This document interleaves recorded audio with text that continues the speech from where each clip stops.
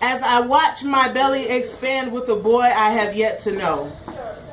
I accepted his impending existence with my heart before mentally analyzing how here on earth his time would be intertwined with mine. You see, I never considered how painful it would be to raise him without a daddy. Didn't think about how money has yet to find itself as the leaves of trees, because buying diapers with magnolia seeds would be too easy. And since we all know that anything worth having is worth the struggle, my wants have never been as fictional as they are now. When any little bit of green I get turns into his necessities, you see, I frequently fear the competitive nature that is humanity. An evil monster awaiting his arrival, ready to chew him up and spit him out alive or dead, preferably the latter. And watching an episode of the First 48 the other day, a 9-year-old was being interviewed after witnessing his father's murder. And when the detective asked him, what would I look for if trying to find your father's killer, the little boy responds, a black man, because the bad guys are always black.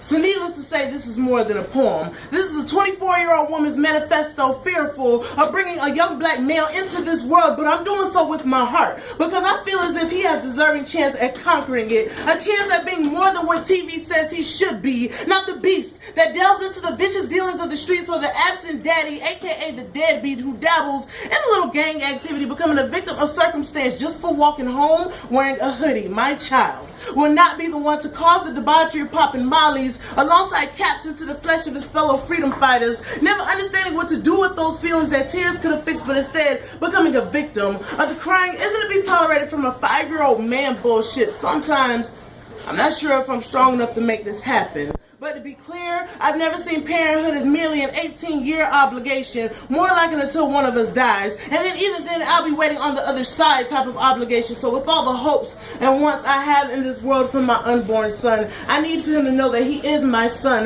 the mecca of my energy, and his name is the best I could have done as a start, despite the circumstances of his Cairo Aksum. I love you. I love you for being the honeymoon I received earlier than a husband, because I'll see the beauty of it every day looking into your eyes.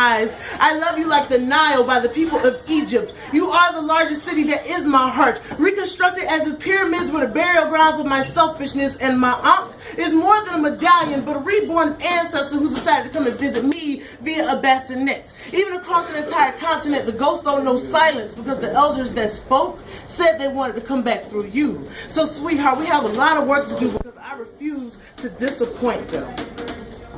And that's that.